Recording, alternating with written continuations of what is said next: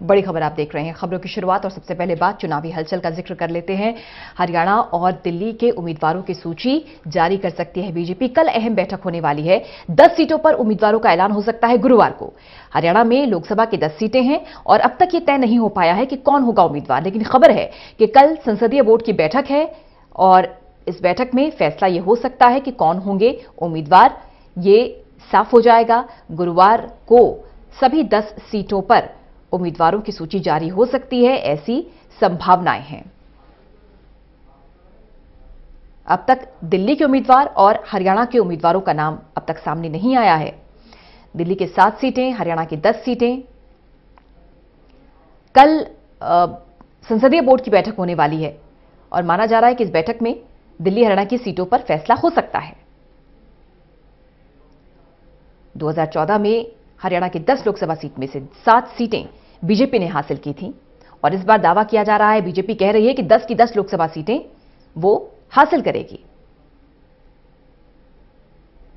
वहीं अगर दिल्ली की बात की जाए तो 7 सांसद बीजेपी के विजयी हुए थे, लेकिन इस बार अटकलें हैं कि कई सांसदों की सीट शफल की जा सकती है और कईयों के नाम काटे जा सकते हैं। वहीं हरियाणा की अगर बात की जाए तो हरियाणा में तकरीबन 4 से 5 सीटें ऐसी हैं जहां पर कोई प्रबल दमदार चेहरा या उम्मीदवार बीजेपी के पास अभी नहीं है। उसी पर मंथन का दौर जारी है, लेकिन माना जा रहा है कि गुरुवार को सभी 10 लोकसभा सीटों पर उम्मीदवारों के नामों का ऐलान हो जाएगा। बीजेपी संसदीय बोर्ड की कल बैठक होने वाली है।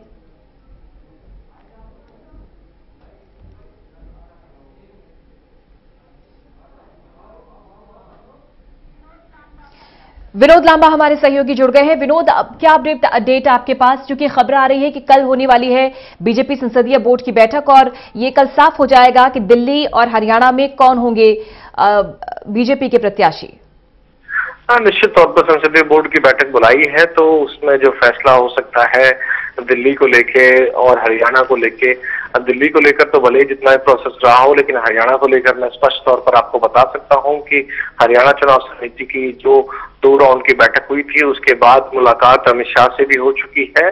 मुख्यमंत्री मनोहर लाल खट्टर की, प्रदेश अध्यक्ष सुभाष बराला की एक राउंड में काफी लंबी चर्चा हुई थी। उसके बाद संसदीय बोर्ड की बैठक के लिए जो पहले बैठक हुई थी पिछले सप्ताह, उसमें बुलाया गया था, स्टैंड बाई पे रखा गया था कि हरियाणा की चर्चा होगी और हरियाणा की चर्चा में नरेंद्र मोदी तक इन लोगों की चर्चा हो चुकी है। हरियाणा बीजेपी के बड़े नेताओं के हरियाणा नेतृत्व की बात तो हो चुकी है सीटों को लेकर। कुछ सीटों को लेकर पेच फंसा हुआ था और ये एक तरह से डिमांड कहिए या रिक्वेस्ट कहिए मुख्यमंत्री मनोहर लाल खट्टर की तरफ से की गई थी कि अभी टिकटों का ऐलान हरियाणा में हम लोग नहीं करना चाहते हैं और उनकी इस बात को मान लिया था आलाकमान ने, बीजेपी ने। तो अब सेकेंड वीक शुरू हो चुका है और आज वेडनेसडे है। इस वीक में वैसे भी ऐलान होना है और किसी भी वक्त ये जो संसदीय बोर्ड की बैठक होगी कल, उसमें चर्चा के बाद किसी वक्त टिकटों का ऐलान किया जा सकता है हरियाणा में। क्योंकि जैसे मैं समझाने की कोशिश भी कर रहा हूं दर्शकों की कि तमाम चीजों का जो प्रोसेस होता है, पैनल होता है हरियाणा चुनाव समिति की तरफ से, वो भेजा जा चुका है। तो सभी नामों पर जो 2-3 बड़े दावेदार थे वो पैनल बीजेपी आलाकमान के पास है। अब फाइनल राउंड में उस पर मोहर लगने के बाद कभी भी टिकटों का ऐलान हो सकता है। इस बार तो बीजेपी दावा कर रही है कि 10 की 10 लोकसभा सीटें वो हासिल करेगी, जीतेगी। लेकिन लांबा विनोद, क्योंकि आप ग्राउंड जीरो पर रहते हैं, लगातार कवर करते हैं और बखूबी समझते हैं हरियाणा की राजनीति, ऐसी कौन कौन सी सीटें हैं जो बहुत क्रिटिकल हैं, जिन पर कोई मजबूत दमदार उम्मीदवार बीजेपी के पास नहीं है? और चूंकि बहुत अहम ये चुनाव है, इस वजह से बहुत मंथन लंबा चला है, लेकिन वो सीटें कौन सी हैं जिस पर पेच फंसा हुआ है? देखिए, सबसे पहले तो रोहतक की बात कीजिए। रोहतक में सांसद दीपेंद्र सिंह हुड्डा हैं, भूपेंद्र सिंह हुड्डा के पुत्र हैं और काफी मजबूत गढ़ कहा जाता है। यहाँ सबसे बड़ा पेच रहेगा। हिसार और सिरसा में पार्टी भले ही प्रदेश में हो और प्रदेश में भी हो और पूरे देश में भी हो उनकी सरकार बीजेपी की, लेकिन उसके बावजूद भी हिसार और सिरसा में अब तक पार्टी का जो संगठन है या उस हिसाब से बड़े दावेदार, बड़े चेहरे उस लेवल पे उन लोकसभा सीटों के लिहाज से नहीं है। ये 3 सीट हो गई। इसके अलावा कुरुक्षेत्र में राजकुमार सैनी ने जिस तरह से बगावत करते हुए अपनी पार्टी बनाई और काफी नुकसान किया है बीजेपी का, तो ये 4 सीट हॉट सीट है। इन पे चर्चा होनी निश्चित तौर पर लाजमी है और बड़े मंथन के बाद टिकट दी जाएगी। इसके अलावा एक और सीट पर अगर आप बात करें तो सोनीपत को लेकर भी पेच ये फंसा हुआ है कि अरविंद शर्मा जो कि पूर्व कांग्रेसी थी, बीएसपी में भी रहे, अब बीजेपी का दामन थाम चुके हैं, उनको सोनीपत उतारा जाए या रोहतक भेजा जाए, ये बड़ा पेच था। तो ये 4 सीट ऐसी हैं, 5 सीट जिन पे लगातार मंथन के बाद ही कोई मजबूत दावेदार पेश करने की पश्चोपश बीजेपी के सामने अब तक बनी हुई है। चलिए, रमन मलिक जी भी जुड़ गए इस समय हमारे साथ, बीजेपी नेता। रमन जी, बहुत स्वागत आपका। काफी मंथन का दौर आपके यहाँ चल रहा है, चूंकि पेच कहाँ फंसा हुआ है, क्योंकि हमने ये भी सुना था कि कुछ समय पहले मुख्यमंत्री खट्टर ने तो रिक्वेस्ट भी की थी कि अभी उम्मीदवारों का ऐलान ना किया जाए। आखिरकार किस चीज में आप लोग फंसे हुए हैं, पशुपेश क्या है? रमन जी,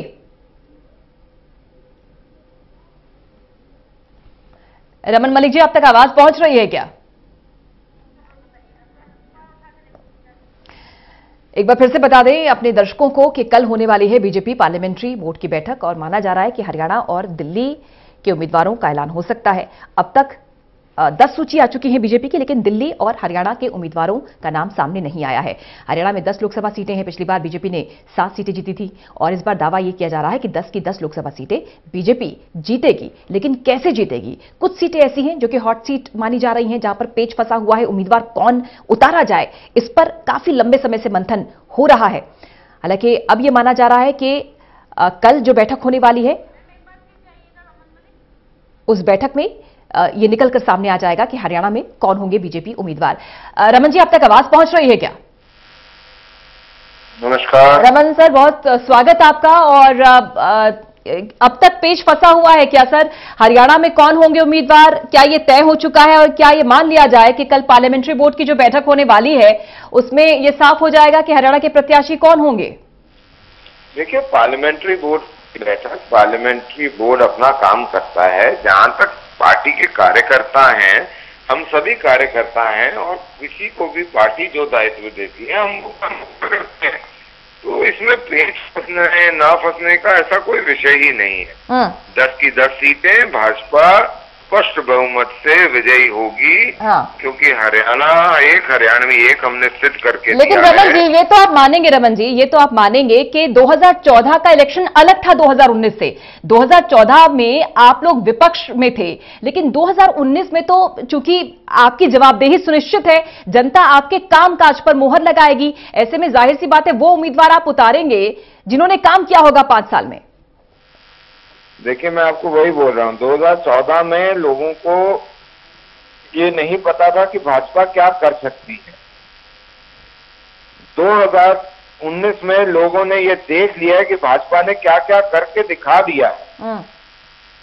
और इसीलिए मैं ये कह रहा हूं कि जब प्रदेश को एक इतना साफ छवि का मुख्यमंत्री मिला है और जो कर्मठ है, जो 18 घंटे काम करके प्रदेश की जनता के लिए सिर्फ सोचता है, तो प्रदेश की जनता जवाब देती है। आपने निगमों के चुनाव में भी देखा, आपने जीत भी देखा और आप अब 2019 का लोकसभा इलेक्शन भी देखेंगे कि यहाँ पे लोगों को ये स्पष्ट रूप से हो गया है कि अगर भाजपा नहीं तो कोई नहीं। नहीं, लेकिन रमन जी, हम तो ये देख रहे हैं कि चूंकि बीजेपी तो प्रयोगधर्मी पार्टी है, हमने दिल्ली के एमसीडी इलेक्शन से देखा था कि सब बदल दिए थे चेहरे, और इस बार भी अगर देखा जाए तो हमने देखा है जो कि बागी उम्मीदवार हैं जिनकी रिपोर्ट नकारात्मक है या जो बुजुर्ग नेता हो चुके हैं उनको सूची में शामिल नहीं किया गया है। और अगर हरियाणा की ही बात कर ली जाए तो जो 7 सांसद हैं, खबर तो ये भी है कि कुछ सांसदों की रिपोर्ट शायद ठीक नहीं है, उनको बदला जा सकता है, कुछ नए चेहरे लाए जा सकते हैं। क्या ये गलत है? अगर ऐसा होता है, मैं एक बार एक बात के लिए आपसे बात करता हूं कि अगर एक बारी को हम मान लेते हैं इस प्रकार का कोई घटनाक्रम होता है, तो क्या वो लोकतंत्र के लिए एक अच्छी खबर है या बुरी खबर है? लोकतंत्र के प्रति जवाबदेही हर राजनीतिक दल की होनी चाहिए कि अगर ऐसा हो कि कोई व्यक्ति अपना काम ठीक तरीके से नहीं करता तो राजनीतिक दलों को उनको टिकट दोबारा नहीं देनी चाहिए। क्यों? क्योंकि आपकी जवाबदेही प्रदेश की 2.5 करोड़ जनता के ऊपर है। आपको ये बताना पड़ेगा कि आपके विधायक ने, आपके पार्षद ने, आपके सांसद ने क्या काम करा है। कितनी अच्छी, क्या क्या उसके पास काम थे, उसने कितने पूरे करे, रिपोर्ट कार्ड देनी पड़ेगी। हर वर्ष मोदी जी रिपोर्ट कार्ड देते हैं, तो अगर मोदी जी रिपोर्ट कार्ड दे सकते हैं तो सांसद को क्या दिक्कत होनी चाहिए। लेकिन रमन जी, ये तो आप मानेंगे ना, कुछ सीटें ऐसी हैं जहां पर कुछ मुश्किलें तो हैं, क्योंकि हमने देखा था 2014 में मोदी लहर के बावजूद भी रोहतक की सीट आपके हाथ से चली गई थी। तो अभी आप लोग कैसी स्थिति देख रहे हैं, चाहे रोहतक हो, हिसार सिरसा हो, या कुरुक्षेत्र हो, या सोनीपत हो, क्योंकि ये कुछ सीटें हैं जिनके नाम सामने आ रहे हैं, जिसको लेकर बीजेपी जो है अभी असमंजस में है और तय नहीं कर पा रही कि किसको उतारें। देखिए, हरियाणा का चुनाव 12 मई को है, अभी समय है। और दूसरी चीज, आप ये देखेंगे कि 10 की 10 सीटें भाजपा प्रचंड बहुमत से लेकर आएगी। और आपको ये भी बता दूं कि जिसको भी पार्टी टिकट देगी वो व्यक्ति विजयश्री लेकर आएगा, क्योंकि वो व्यक्ति नहीं चुनाव लड़ रहा होता, कमल का फूल चुनाव लड़ रहा होता है। और कमल का फूल जो है उसको लोग पहचानते हैं, उसके ऊपर लोग चलते हैं, क्योंकि यही हमारी पार्टी सिखाती है कि पार्टी माँ बराबर है और बेटे नहीं जीतते, बेटियां नहीं जीतती, सिर्फ जीतती है तो माँ। चलिए, शुक्रिया आपका रमन मलिक जी, बहुत शुक्रिया। और इंतजार सभी को है कि हरियाणा में कौन होंगे प्रत्याशी, जल्दी नाम सामने आ जाए। फिलहाल आपका शुक्रिया विनोद लांबा, हमारे सहयोगी, आपका भी शुक्रिया इस खबर पर जानकारी देने के लिए। कल पार्लियामेंट्री बोर्ड की बैठक और माना यह जा रहा